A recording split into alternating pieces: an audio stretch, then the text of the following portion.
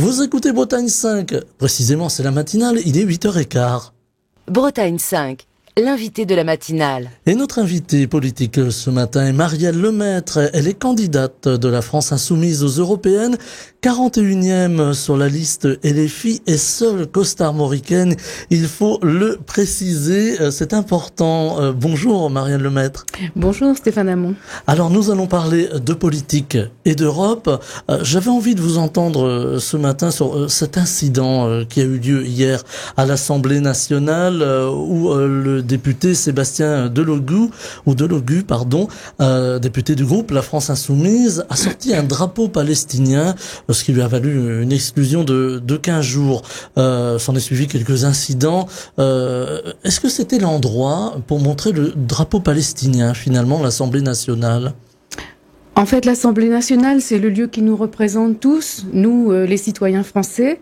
Et je dois vous dire aujourd'hui que je suis très fière de cette intervention de Sébastien Delogu, comme je le suis de tous les jeunes qui se mobilisent dans les universités, dans les facultés, comme je suis de toutes les associations et des différents courants politiques qui se mobilisent pour défendre la cause de ces victimes palestiniennes qui sont en train de se faire violemment, brutalement, qui sont victimes de crimes contre l'humanité. Oui, c'est tout l'honneur de notre Parlement européen, de nos députés européens, que de défendre les droits humains. Et donc, voilà, si on revient sur les faits qu'il a dénoncés, il s'agit de bombardements meurtriers de la part d'Israël sur des camps de déplacés à Rafah.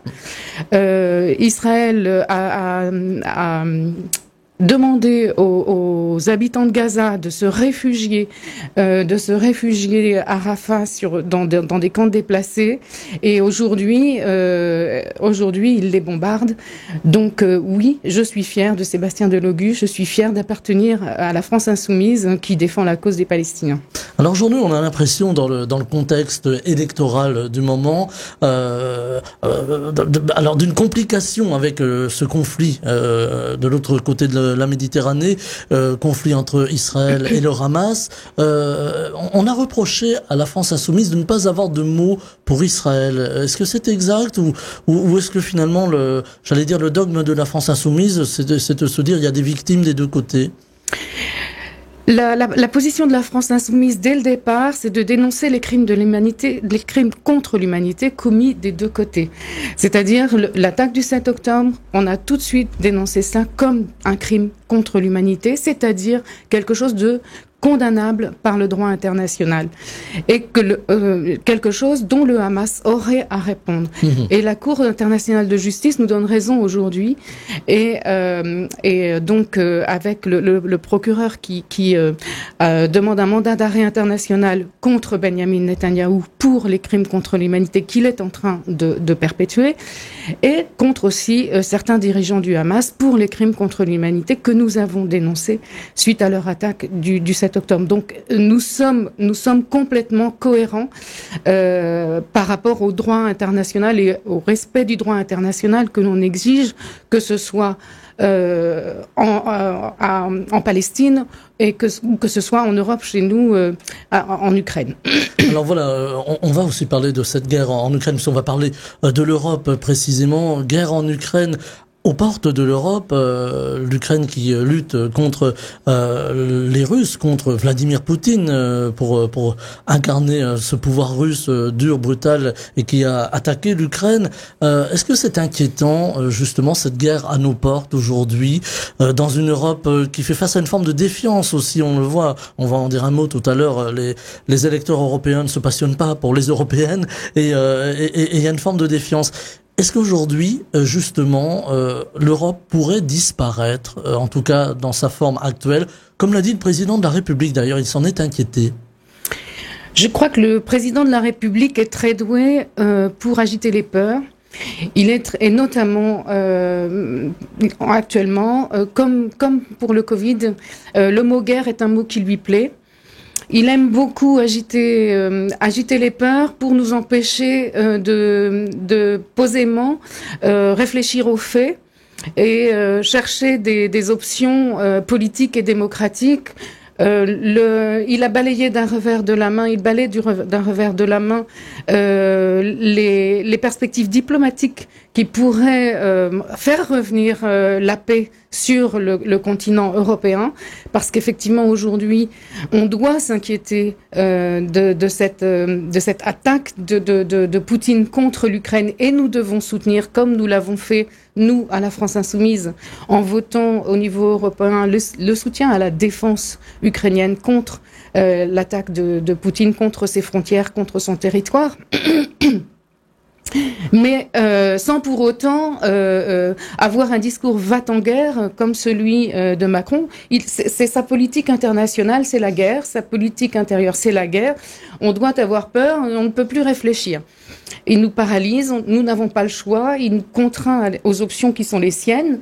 Et ça, c'est pas de la politique, ça c'est de la menace. Voilà, donc nous, ce que l'on souhaite pour l'Europe, c'est un retour à la paix, c'est-à-dire réfléchir et mettre autour d'une même table les différents belligérants, parce que mettre la fin à une guerre, ça veut dire réunir les belligérants et faire se parler entre eux des opposants armés militaires pour en venir aux conditions de la paix. Voilà. C'est notre objectif. Le camp de la paix, finalement. Le camp de la paix. Voilà. Avec un petit mot, je reviens une seconde sur le conflit entre Israël et le Hamas. Justement, cette proposition du président de la République, on a vu la France Insoumise s'adresser à Emmanuel Macron en lui demandant de reconnaître l'État de Palestine. Le président a répondu en disant pas maintenant. Il faut attendre qu'on ne soit pas sous l'émotion. Est-ce que c'est une bonne idée ou est-ce que c'est une mauvaise idée finalement? Moi, je pense que M. Macron, par rapport à la Palestine, il n'est pas à la hauteur. Il n'est pas à la hauteur du pays des droits de l'homme qu'il représente. Il n'est pas à la hauteur de l'horreur historique qui se déroule sous nos yeux.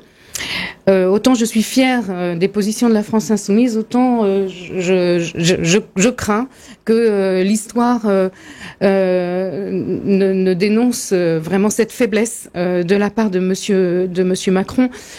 Alma Dufour disait Rafah, ce n'est pas seulement une question de frontières, c'est aussi un miroir. Et comment Monsieur Attal continuera-t-il de pouvoir se regarder dans le miroir après les positions qui sont prises ou qui ne sont pas prises justement à l'égard de la Palestine. Pardon. Quand est-ce que ce sera le bon moment, en fait? Voilà, c'est ce que j'allais vous demander. Oui, est-ce qu'il y a un bon moment, finalement? Il dit que ça n'est pas le bon moment, mais quand est-ce que ce sera le bon moment de reconnaître l'État de la Palestine? Est-ce qu'on doit attendre quand on constate, en fait, qu'il est progressivement rayé de la carte? Est-ce qu'on doit attendre qu'il soit définitivement rayé de la carte pour le reconnaître comme un État occupé? Ce matin, Ronnie Broman disait sur France Culture que la reconnaissance de l'État d'Israël, c'était le premier pas pour pouvoir faire entrer dans le droit international la question de l'occupation de cet État. Donc c'est au contraire pour lui le premier pas pour qu'une résolution puisse être trouvée, une solution pacifique puisse être trouvée à ce conflit. Voilà, donc Macron, il est à côté de la plaque, je dirais. Alors, on va revenir à l'Europe. Voilà, je voulais vous entendre sur la réaction du président de la République. On va revenir à l'Europe avec cette liste LFI portée par Manon Aubry, liste qui s'appelle l'Union populaire. Alors, aujourd'hui, l'Union populaire, c'est aussi, non, populaire, il y a le peuple, et c'est aussi le peuple qui a du mal à vivre. On pense au pouvoir d'achat, on pense aux difficultés pour se loger, on pense à l'énergie. Est-ce que ces grandes thématiques doivent être traitées aujourd'hui par l'Europe, ou est-ce que la France doit peser tout son poids? Alors après, on parlera des territoires, mais est-ce que l'Europe doit s'emparer et en tout cas les députés européens doivent s'emparer de ces grandes thématiques pour finalement que les Européens arrivent à mieux vivre?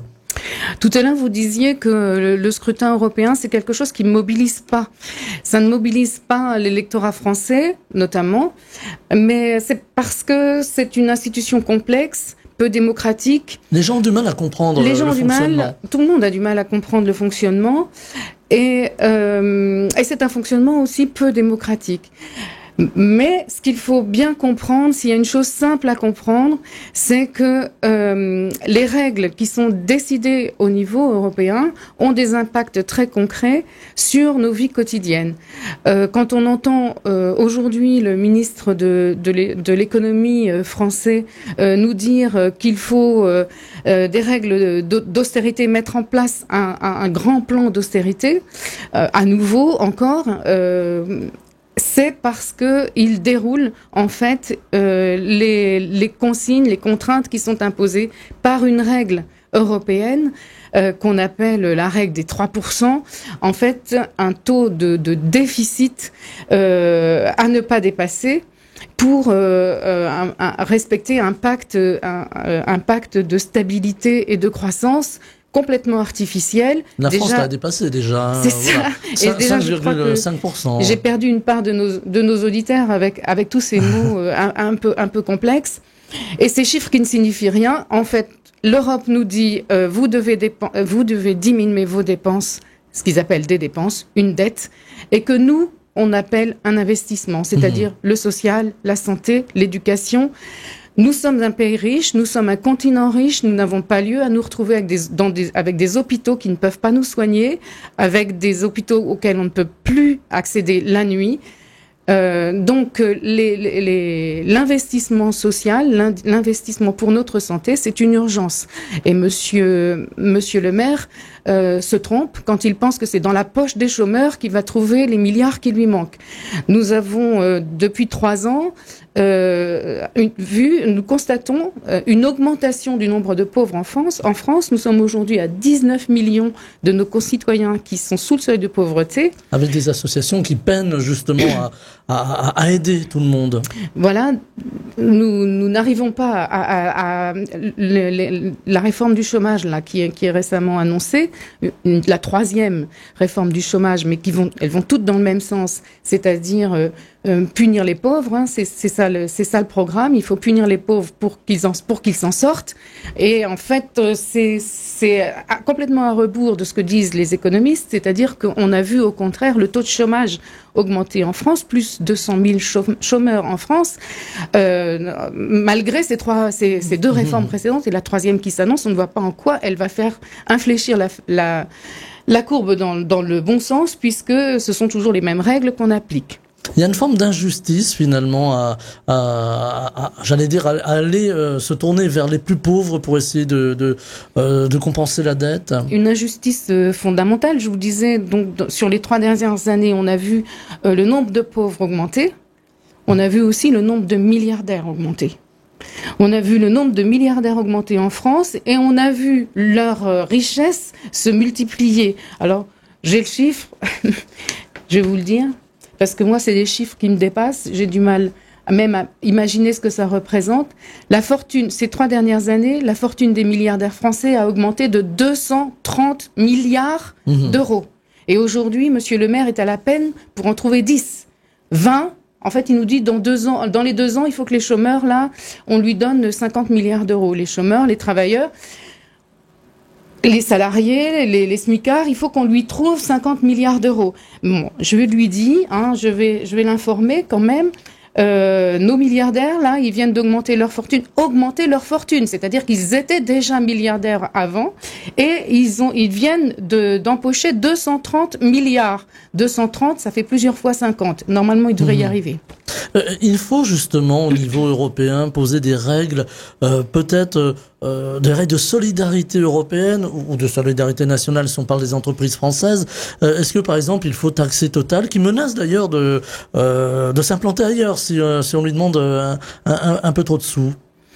Je crois que la réponse, elle est dans la question. Évidemment qu'il faut taxer Total, il faut taxer les super profits, il faut taxer les ultra riches pour qu'ils contribuent à l'effort collectif. Et ils ont tout à gagner à ce que l'économie redémarre si les pauvres sont moins pauvres. Voilà. Donc bien sûr qu'il faut plus de justice sociale, il faut plus de justice fiscale au sein de notre marché commun.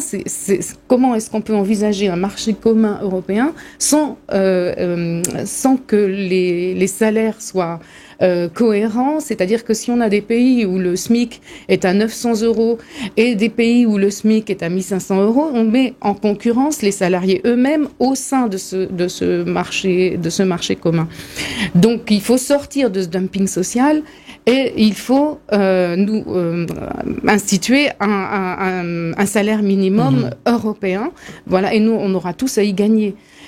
De même, il faut plus de justice fiscale et arrêter de mettre des pays en compétition les uns avec les autres sur leur régime d'imposition. Donc, une Europe sociale qui sera dure à construire, parce qu'on imagine que 27 pays, on n'entend pas les mêmes voix dans chaque pays, et avec des disparités, vous l'avez souligné, Marielle Lemaître, des disparités, effectivement, on a des pays comme l'Ukraine, on parlait de l'Ukraine tout à l'heure, si demain l'Ukraine entre dans l'Europe, le salaire ukrainien, en tout cas le SMIC ukrainien est très différent du SMIC français. Il faudra discuter, il faudra des accords, il faudra batailler ferme pour arriver à créer cette Europe sociale sans trop de disparités entre les différents pays. L'élargissement des 27, de l'Union des 27 à d'autres pays, ça doit absolument se faire sur des garanties à la fois sociales à l'intérieur de ces pays qui vont intégrer donc notre dynamique économique commune, sociale, économique, de respect des droits humains, de respect aussi du vivant et des conditions de production pour pas que nos agriculteurs se trouvent avec des normes nationales qui sont légitimes et qui sont nécessaires, mais qui se trouvent en compétition avec des produits qui ne respectent pas ces normes-là et qui peuvent être beaucoup moins coûteux à produire. Donc oui, avant tout élargissement, il faut qu'on soit en accord sur les règles et les normes sur lesquelles on s'entend. Avec évidemment cette inquiétude au niveau de l'Ukraine, l'inquiétude des agriculteurs qui sont toujours en colère et toujours en lutte. On les voit peut-être un peu moins dans les rues actuellement, mais il y a toujours des inquiétudes. L'Ukraine, c'est la PAC, c'est 13 milliards d'euros qui pourraient être versés demain à l'Ukraine au détriment justement des agriculteurs européens et sans doute français. Là aussi, il faudra des règles drastiques. Au sujet de l'agriculture, moi j'avais envie de vous parler du vote de la loi d'orientation qui a eu lieu, d'orientation agricole, qui a eu lieu hier soir au Parlement national, et justement mettre en évidence que les exigences des agriculteurs sur leurs revenus, qui portaient principalement et tout à fait légitimement sur leurs revenus, n'ont pas du tout été entendues. On continue au contraire de soutenir une agriculture productiviste ancrée dans une guerre de tous contre tous, qui est celle des traités de libre-échange internationaux, principalement. Donc, et ces traités de libre-échange, ils imposent à nos agriculteurs, soit la faillite, soit de devenir eux-mêmes des super productions, des super producteurs, des usines à production. C'est pas du tout le modèle que nous voulons défendre. D'une part parce qu'il n'est pas soutenable écologiquement, et d'autre part parce que il ne garantit pas aux agriculteurs de pouvoir vivre dignement de leur travail. C'est la fin finalement des petites exploitations. C'est la fin des petites exploitations, la fin des exploitations familiales, la fin d'une agriculture à échelle humaine. On a récemment soutenu la démarche des associations, de deux associations sur Plestin-les-Grèves, des associations de défense de l'environnement qui ont demandé un recours contre l'installation d'un poulailler à 180 000 emplacements. 180 000 emplacements, ça ne veut pas dire 180 000 volailles par an, ça veut dire 3 à 4 fois 180 000 volailles par an. C'est plusieurs volailles évidemment dans chaque emplacement. Et puis c'est pas pour ça, c'est parce qu'il y a une volaille par emplacement, mais par contre, on est sur des volailles qui vont devenir adultes et vendables en 3 mois. Donc voilà, sur un an, c'est de la volaille de mauvaise qualité. Et sur un an, on va en produire 3 fois 180 000. Donc, autant de déjections qui vont devoir être évacuées sur donc une zone, la lieu de grève, où on a déjà beaucoup de mal à maintenir notre écosystème. Donc voilà, nous, l'agriculture qu'on défend, c'est pas celle-là en fait. Voilà. Ça nous amène au problème de l'environnement. On parlait tout à l'heure dans le courant de la matinale de réchauffement climatique, où dans certains endroits, on commence en tout cas près des côtes, on commence à s'inquiéter de la possible montée des eaux pour les bâtiments qui sont proches ou les résidences qui sont proches. Aujourd'hui, c'est un véritable enjeu, l'environnement et le réchauffement climatique. On voit beaucoup de jeunes qui s'engagent, même parfois en politique, pour essayer de défendre ce qui est encore défendable. Quelle est la position de l'EFI justement sur l'environnement? Quelles sont je veux dire les grandes lignes, je vais pas vous demander tout le programme de Manon Aubry, mais les grandes lignes que vous défendez en termes d'environnement? Alors, j'aimerais dire que je suis en train de chercher le nom, en fait, là. Je suis désolée. Je vous en tourne en direct. Je vais pas le retrouver parce que c'est la première fois que je suis interviewée à la radio. C'est votre première radio, mais ça va aller, ça va aller, ne vous inquiétez pas. Et donc, en fait, ce que je voulais dire, c'est que il y a une association de défense du climat qui a souligné la pertinence et l'ambition du programme des Insoumis au niveau européen pour la défense du climat, par rapport même à d'autres programmes qui s'annonceraient plus écologiques. En tout cas... On pense à la liste des écologistes, entre autres. Oui, par exemple. Le problème des écologistes, c'est qu'ils appartiennent à un groupe au niveau européen qui n'ont pas tous la même vision de ce que doit être l'écologie et qui ne se détachent pas justement de la dimension économique capitaliste, qui ont signé notamment les accords de libre-échange, et ils se trouvent appartenir à un groupe qui est dans une position intenable du point de vue écologique, c'est-à-dire à la fois défendre des accords de libre-échange qui spolient complètement la planète et défendre un programme écologique. Dans le groupe européen que préside Manon Aubry a voté contre, c'est le seul groupe à avoir voté contre tous les accords de libre-échange.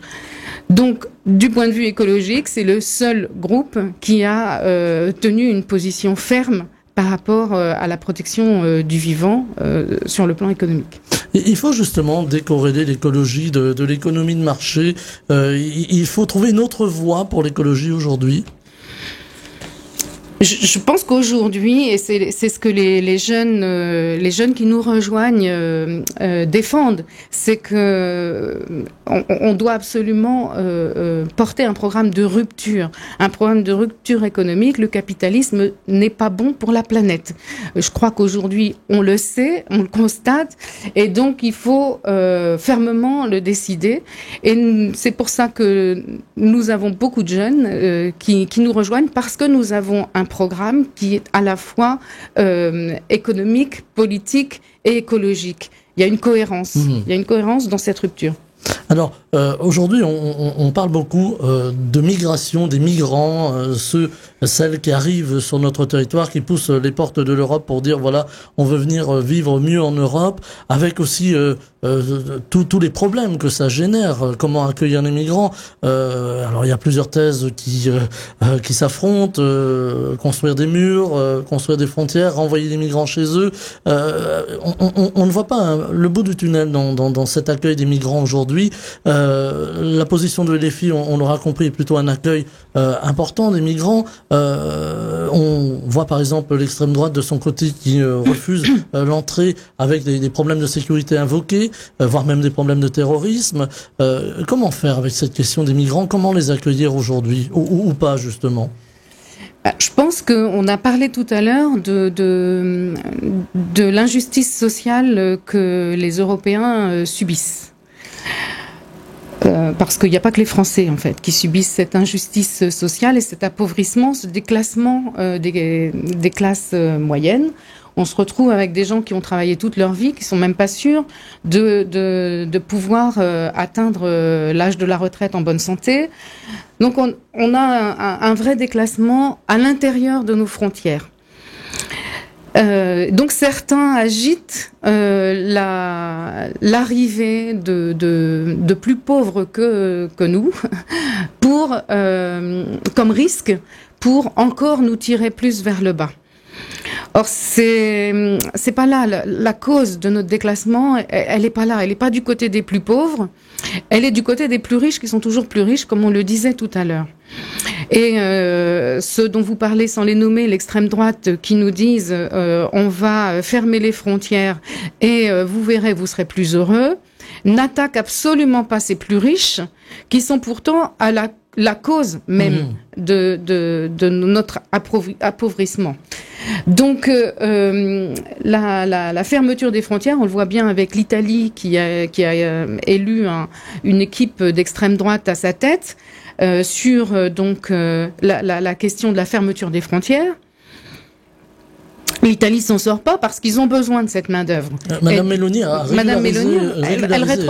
elle rétropédale sur ses positions parce que pour faire tourner son économie, elle a besoin de main-d'œuvre, elle a besoin de ces étrangers qui viennent travailler sur le territoire européen.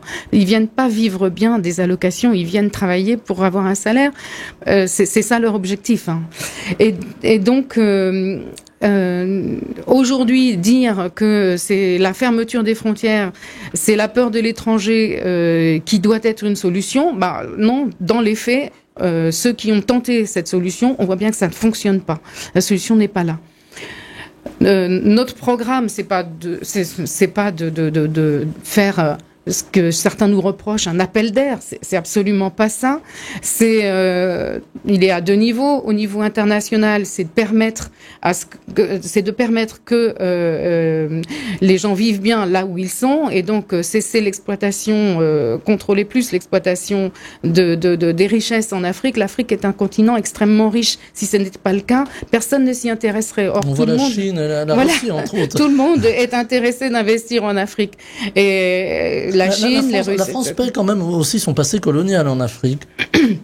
La France paye son passé colonial en Afrique. Je voudrais juste dire ici que moi, je reviens d'Afrique, justement. J'y étais ces derniers jours. Et je peux vous dire qu'en tant que Française, j'étais très bien accueillie. C'est-à-dire qu'ils n'ont rien contre nous, les Français. Ils ont quelque chose contre la politique coloniale qui n'en finit pas de finir. Voilà. Et l'exploitation qu'on continue, que certains Français continuent d'exercer là-bas. Exploitation qui n'est possible que par aussi l'achat, entre guillemets, de leurs dirigeants. Et donc, ils mettent dehors leurs dirigeants corrompus, ils mettent dehors les multinationales qui les exploitent. Il y a un accord européen, par exemple, avec le Sénégal, qui permet aux navires de pêche européens d'exploiter la pêche sur les côtes sénégalaises. Les pêcheurs sénégalais traditionnels, eux, ne peuvent plus vivre parce que les richesses en poissons sont prises par nos navires européens. Il faut sortir de ces accords économiques qui sont des accords d'exploitation, en fait. Voilà, de la coopération, mais pas d'exploitation. De la coopération, pas d'exploitation, qui leur permettent de rester chez eux, vivre chez eux dignement. Et ceux qui seront prêts à travailler, par exemple, nous avons plein de médecins étrangers qui seraient intéressés de venir travailler chez nous. Ben là, on doit avoir absolument une politique beaucoup plus ouverte que celle qu'on a aujourd'hui. Voilà, d'autant qu'on manque de médecins. Un tout dernier mot, il reste 30 secondes, sur la montée du Rassemblement national. 34% donné pour Jordan Bardella, ça reste du sondage, évidemment, on est d'accord. Est-ce que ça vous inquiète ? La colère de ceux qui sont tentés de voter Rassemblement national, on a déjà démontré par l'injustice sociale qu'elle est juste, cette colère. La solution, par contre, on a eu les rois fainéants, maintenant on aurait les députés fainéants. Je vois pas en quoi c'est une solution. Et ce matin, nous étions en compagnie de Marielle Lemaître pour l'interview politique de la matinale. Marielle Lemaître est candidate de la France insoumise aux européennes, 41e sur la liste LFI conduite par Manon Aubry, liste de l'Union populaire, et seule costarmoricaine. Et c'était sa première radio ce matin, c'était votre première radio, et ça s'est très bien passé. Merci beaucoup de votre accueil. Et très belle journée. Merci. Bretagne 5, Stéphane Hamon, le 7-9.